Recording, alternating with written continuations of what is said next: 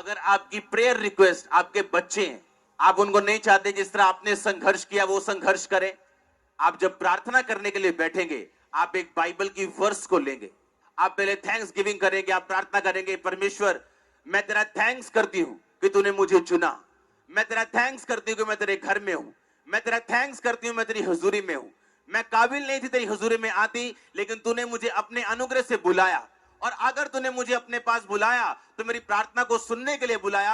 अब मैं प्रार्थना करती हूं तेरे वचन के अनुसार, जो भजन संहिता 112 के 2 में लिखा कि सीधे लोगों की संतान आशीष पाएगी और धर्मी का वंश प्राकर्मी होगा। अब मेरे बच्चों को छू और उनको ऐसा छू वो प्राकर्मी बने। अगर प्राकर्मी बनने में कोई भी उनकी गंदी आदत है वो छूट जाए, अगर शैतान उनको तंग करता है वो चला जाए। हे परमेश्वर मेरी संतान को छू और उन्हें प्राकर्मी कर, उन्हें सामर्थ्य कर, ये आपकी प्रार्थना होगी। उसने कहा सब कुछ पूरा। अब आपको इमोशनल नहीं, स्पिरिचुअल स्क्रिप्चुअल बनना है। आमीन। ये चर्च उन लोगों के लिए नहीं है जो बाइबल को सुनने के लिए आते हैं, ये चर्च उन लोगों के लिए है जो बाइबल को खाने के लिए आते हैं। उसने कहा इसे खा ले, इसे अपनी आंतड़ियां इससे भर ले।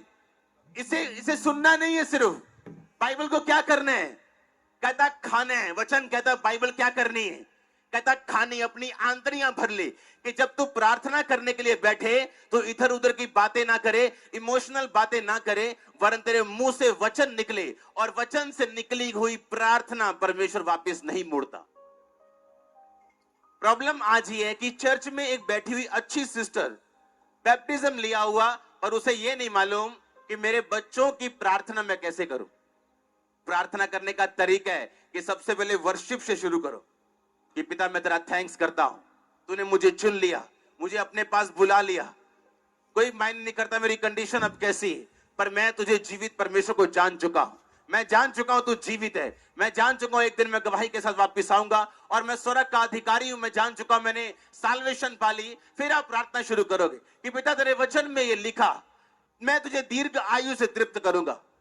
परमेश्वर तू जानता है कि ये बीमारी जो मुझे है ये मुझे दीर्घ आयु जाने नहीं देगी, इसलिए इस बीमारी को हील कर ताकि मैं दीर्घ आयु में जा सकूं। पिता बीमारी के साथ दीर्घ आयु किसी काम की नहीं, गरीबी के साथ दीर्घ आयु किसी काम की नहीं। मुझे आशीषें भी दे कि मैं दीर्घ आयु जी सकूं और आनंदित होकर जी सकूं। तूने कहा कि मैं तुझे उद्धार दिखाऊंगा, अपना उद्धार तुम्हें दिखाऊंगा। तुम मुझे उद्धार दिखा मेरे बच्चों में, मेरी फैमिली में, मेरे फाइनेंस में, मेरी बॉडी में, मेरी स्पिरिट में, मेरी आत्मिक जिंदगी में। आप करके देखो इस तरह से प्रार्थना, करके देखो वचन के बीच से प्रार्थना। हमारी वचन इमोशंस, हमारी प्रार्थना इमोशन के साथ भरी हुई। हमें लगता है कि हाँ पिता सब जानता है, बाइबल कहती है वो सब जानता है। अगर आप परमेश्वर के सामने अपना केस प्रकट नहीं करेंगे और आपको यह नहीं लिख पता कि बाइबल में कहां आपकी ब्लेसिंग के बारे में लिखा। कोई बैठ के प्रार्थना कर रहा है परमेश्वर मुझे वीजा चाहिए, कोई बैठ के प्रार्थना कर रहा है परमेश्वर मेरी स्पिरिचुअल लाइफ को ब्लेस कर, पर एक भी जन को यह मालूम नहीं है कि मैं कौन से वचन से प्रार्थना करूं। कहां लिखा उसके कोड़े खाने से तुम चंगे हो चुके हो?